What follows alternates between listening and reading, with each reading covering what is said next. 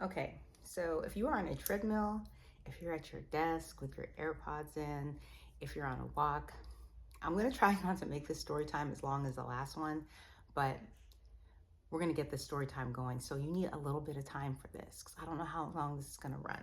So we're gonna travel back to 2008. If you were at my last story time, we ended off in 2008 when I got to the ship and I went on deployment. We actually got to 2007 when I got back from deployment.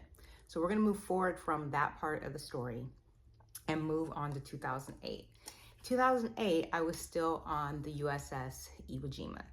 And I had an incident one morning where I couldn't even tie my shoe. And I had to call my sea mama, because that's what we used to call people that were like older than us or higher ranking than us, to come to my house to help me go tie my shoe. They did a bunch of x-rays. They found out that I had a herniated disc and I was suffering from really bad sciatica. I was preparing to go on my next deployment, not very soon after. So I was preparing to go on deployment. All of this happens. This is going to go back to circling into things happen for a reason. I was supposed to go on my next deployment, found out I had sciatica.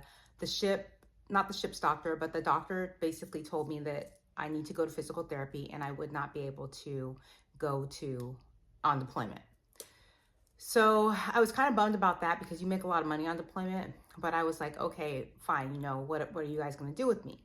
So they sent me TAD, and that's just like a temporary assigned duty to Portsmouth Hospital. At this time, I'm in Norfolk, and they're not going to send you somewhere far to go to a TAD for an injury. So Portsmouth from Norfolk, I don't know what traffic is like now, but I lived in Virginia Beach, and so it was in the opposite direction of where I was typically used to going. So I get to Portsmouth Hospital, and that's Naval, I think they call it something else now, but Naval Hospital Portsmouth. I check in and I'm studying, I'm an E4 at this time, so I'm studying to be an E5. And I check in, and I came from working on a flight deck, on a ship.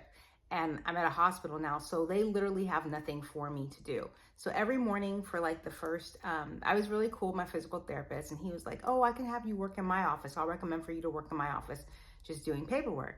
And he's higher ranking, so he doesn't know what like the junior people that were obviously senior, well, not obviously, but they were senior to me, were going to have me doing.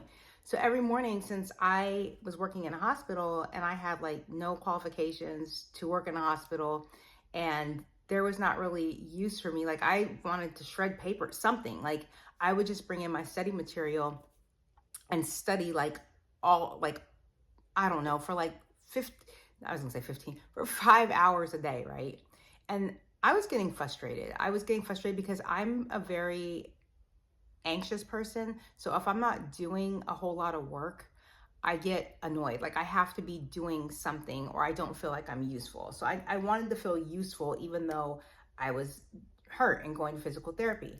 So I went back and I spoke to the doctor, and I was like, I'm grateful for the opportunity to allow me to study for 5 to 7 hours a day, but you can only look at flashcards and read, books to advance to the next pay grade for so long. So I was like, is there any other place in the hospital where you guys can put me that I would be considered useful?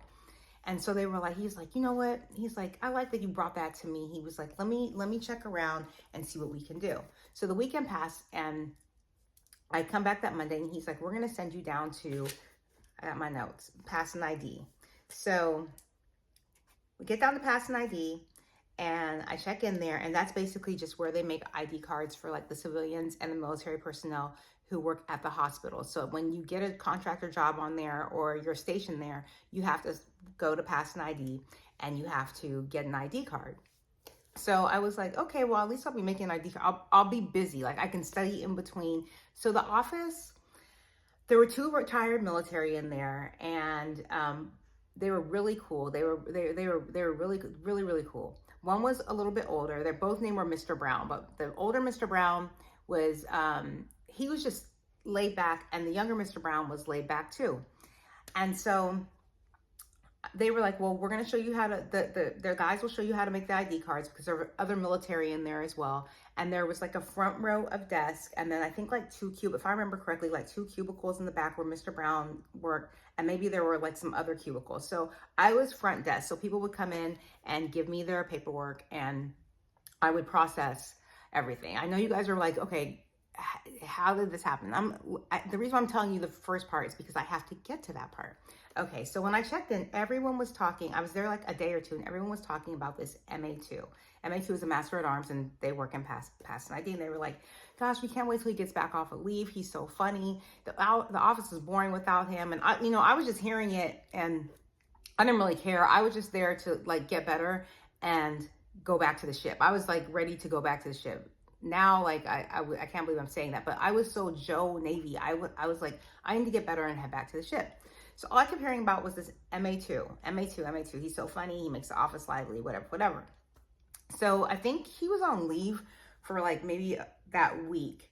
And the next week I come back in and I'm sitting at the front desk and this guy walks in or whatever. And he has his little thick sideburns and he says, "Who are you?" And then I was like, "Oh, I just checked in here temporarily. I'm ABH3 and I'm here to," and that's aviation bosun's mate. "I'm here just to work here until my back gets better so I can go back to the ship." He's like, "Oh, you were on a ship?" And he's like, "What ship were you on?" So he starts asking me like little questions here and there. And he's like, I think nothing of it, right? I think nothing of it. I'm bringing in, like back then, we had cell phones, but the cell phones were different. This is 2008. It's not like you scroll or whatever. So I did have that new phone where like you had the keyboard where you could text. So I thought I was fancy. So I'd be there texting and like he would be like, "Who are you talking to?" And I was like, "Damn, this fool nosy." Like, my friend, he's just like, "Oh, okay." And then he still had the phone where, when you used to have to text and like it had like the 3 letters on there. So if you want to say heart, you have to do H and then you have to go dun dun dun to the E. Like, remember those phones? He had that phone. So I thought I was like, I was special because I had the new, flip phone or whatever that had the little keyboard. So I just remember every morning I would bring in a Sobe. I would bring in a green tea Sobe, and that was like one of my favorite drinks at the time. I don't even drink those anymore, but I was addicted to green tea Sobes. And I was on my way to work one morning. I stopped and I got my Sobe, and I see a phone number calling me from a number that I don't know. So I answer. I'm like, "Hello?" And then he goes, "ABH3?" And I said, "Yes." He's like, "This is MA2." He's like, "You don't have to come to work today." And even though he outranks me, I'm still like, I don't think he has the authority to tell me I can't come to work today. So, checking off. So, I was like, "Are you sure I'm not going to get in trouble for not coming to work today?" Because really, I wanted to go back to the ship and visit my old friends anyways, and they were having a softball game. So I was really excited about that. So he's like, "Yeah, I'm sure." He's like, I'm letting you off work." I was like, "Okay, cool." So he lets me off work. I don't go to work that day. I go back to where the ship is and I go to the softball game. Everyone's happy to see me. And I was really appreciative of him doing that. But I was also, I'm very suspicious of a lot of people, especially like dudes. Cause like I said, I was dating like off and on, but I was not looking for love because I was just focused on my career and getting my daughter to Virginia with me once I stopped moving around so much with the ship. So, yeah, he gave me time off of work, gave me the day off, which was really, really strange. So I come into work the next day and I open the fridge.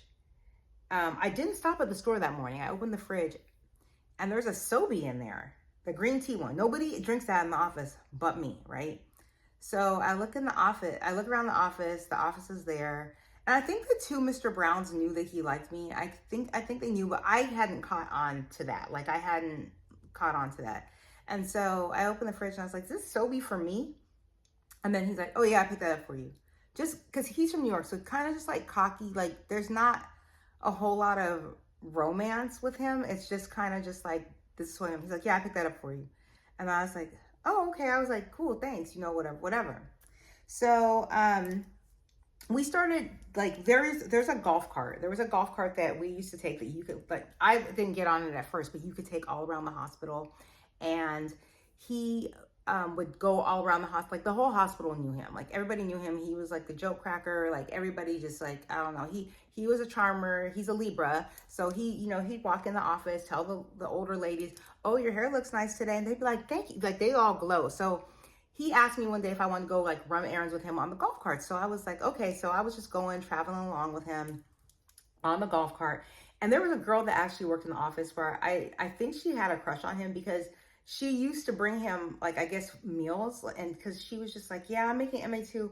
And I'm still not knowing that I like this dude like that. Like, I'm just thinking like we're cool. Like I always used to get along better with the males on the ship more than the females. Like my crew was mostly a male crew because I was in a male dominated job. So there weren't a lot of females that I work with. So I didn't really hang out with a lot of females at work.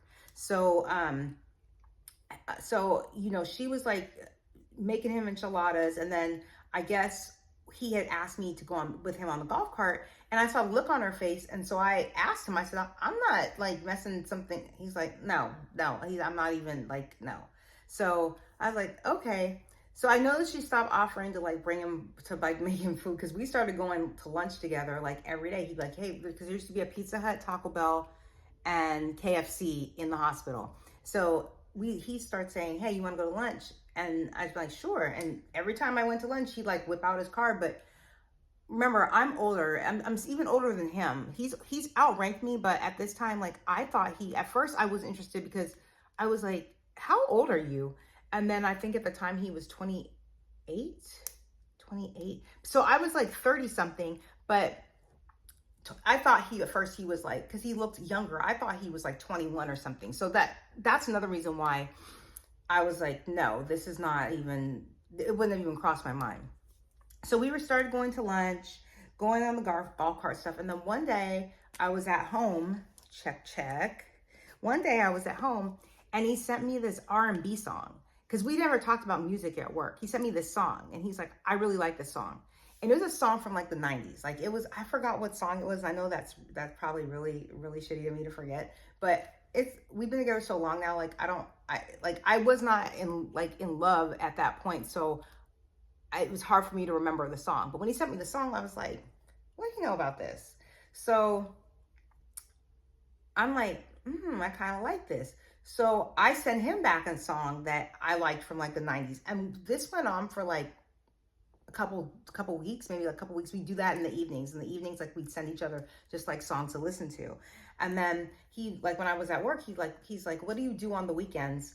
And I said, "Oh, I just like wash my car and stuff." So he's like, "So you're not going out with a whole bunch of guys doing whatever party?" Like I went to clubs and stuff, but I was not in a relationship. Like I would date here and there and that was it. Like there was nobody special in my life. So once I started like talking to him, I noticed that I just didn't even really have the desire to even like go out on other dates. I'm still not realizing that it's because I'm enjoying my time with him because I feel like I was so scarred from my last relationship that I was just skeptical of everything and everybody.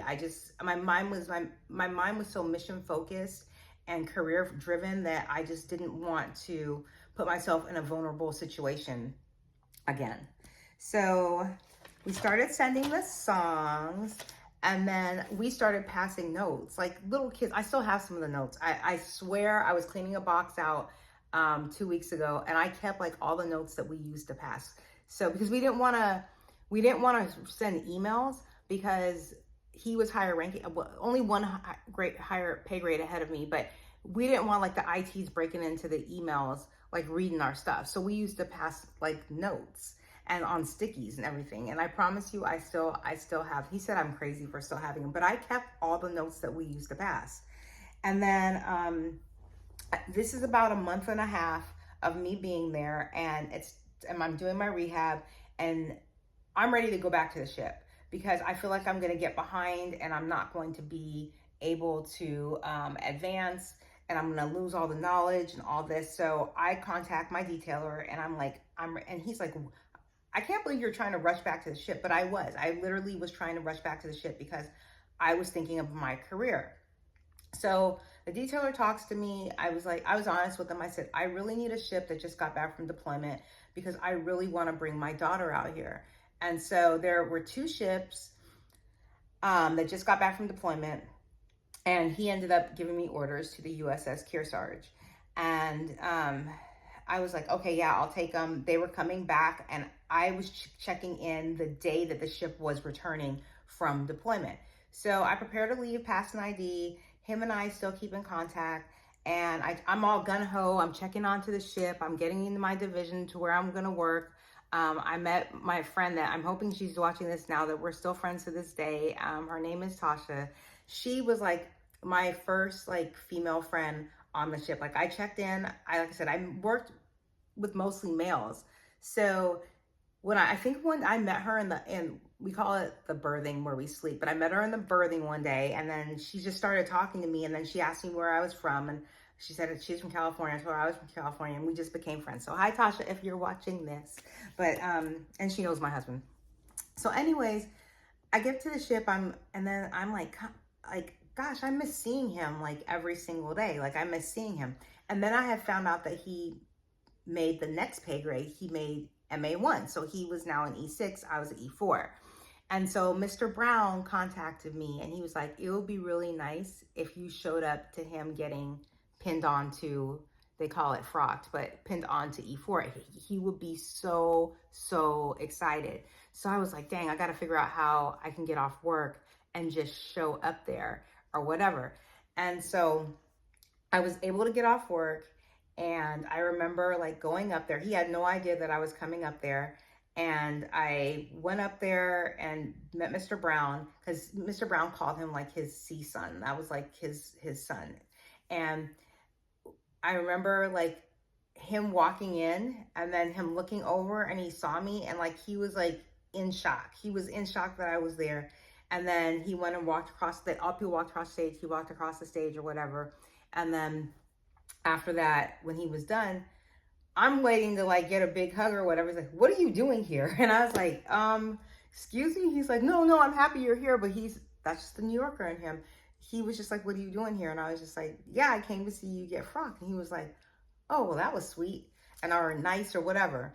So I go see him, and I'm on Kearsarge, and we're starting to do work-ups. And that means that we're going to go out to sea, and then we're going to come back and then go out to sea. It's like, it's a crazy schedule, right? So I come back after going out to sea. I think we were out to sea for like 3 weeks, and I'm emailing him from the ship, because now it's okay because I'm on the ship and he's like at a different command. So we're not at the same place. So it's like safer to email. And then like one weekend I was at home, and I was like, I think I love this guy. I was just like, it's so I was at home, and we just were talking on the phone. And I remember us talking, and I was just like, I have this really weird feeling like about us. And he's like, I think I know what you're saying. And I was just like, so you understand? Like, I wouldn't say it. Like, I wouldn't say it because it just was, I don't know. I'm just a weirdo. I wouldn't say it. And so he was like, no, I understand. I do too. So that's how we kind of first said that we love each other. And from that point, we just knew it was like us against the world. I think we just knew it was that. But he ended up leaving Portsmouth Hospital, and he ended up having to start deploying and doing stuff like, or going in and out.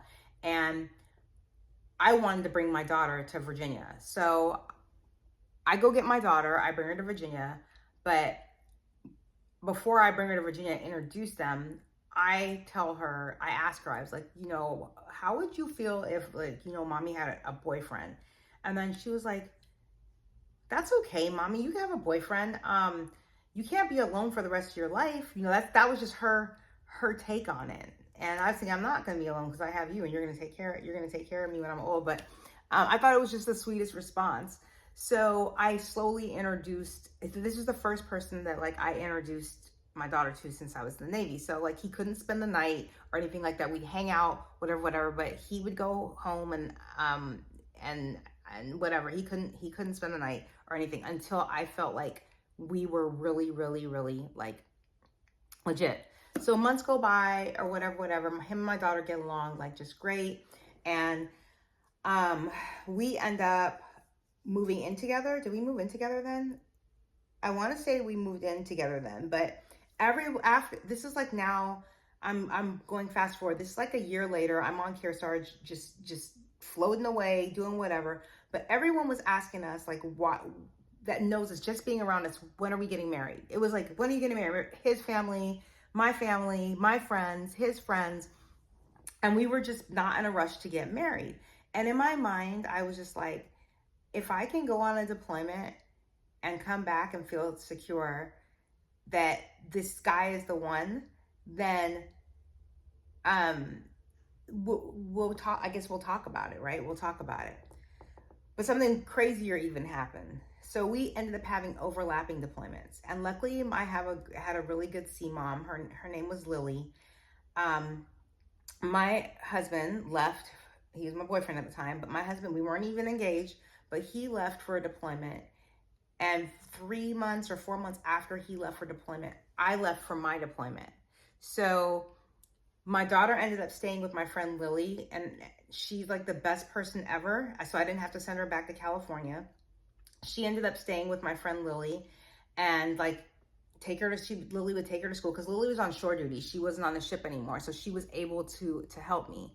And my husband and I didn't see each other for like at least 10 months, because even when he got back, he picked up my daughter from Lily's and he started taking my daughter to school and doing all that stuff. And I still think I had like 2 months or 3 months left on the ship, 2 or 3 months left on the ship. So they were overlapping.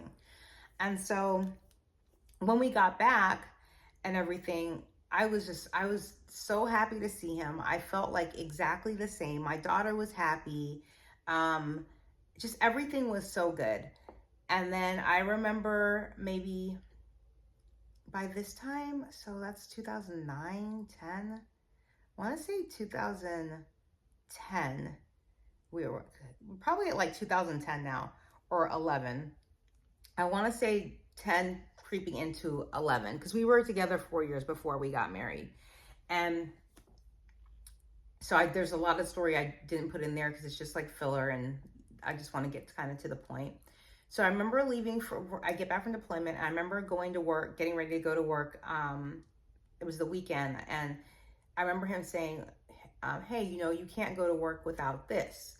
And then I look over, and it's an engagement ring.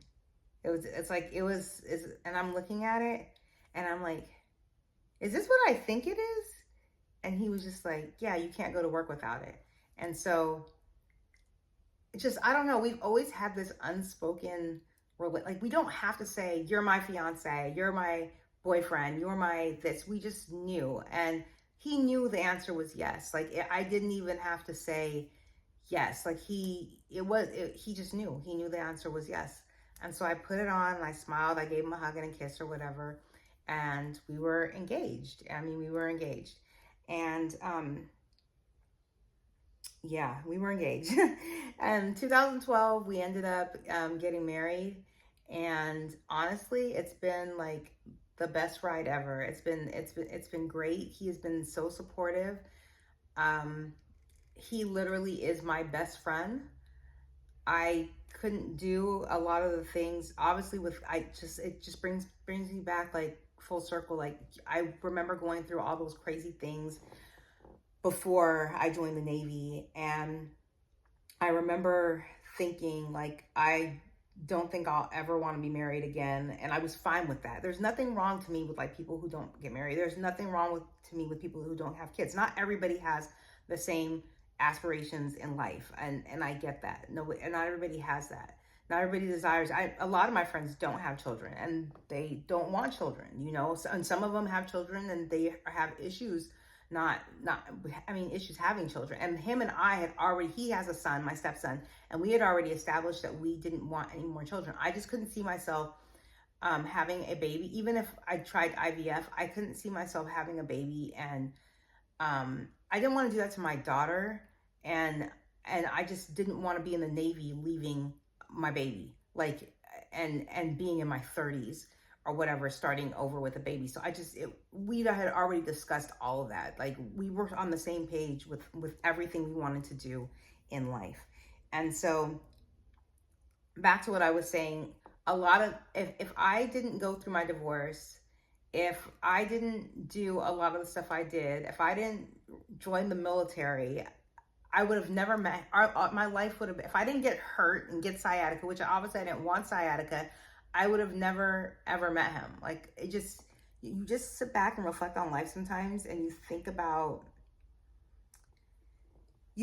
how things just come full circle, and the chain of events that brought you to where you are currently. And for me, I'm just grateful and I'm thankful. And yeah, that's how we met. And one of the songs he did dedicate to me that I do remember was "I Only Have Eyes for You," and I love that song still to this day. I used to listen to it. My mom used to play it too, but I really I do enjoy that song. And there are like little parts of this story that, I mean, it wasn't all flowers and roses, but I told you guys the key points, and I did it in under 42 minutes like my last video. So I hope you enjoyed this story time, and I will think of more to tell you. But your girl's dropping content. Give me a like, drop me a heart, give me a something. I am really enjoying doing this, and I need to get to 4,000 watch hours because I want to do this full time. And if I don't this year, that's fine too. I'm still gonna keep going. Love you guys. Peace.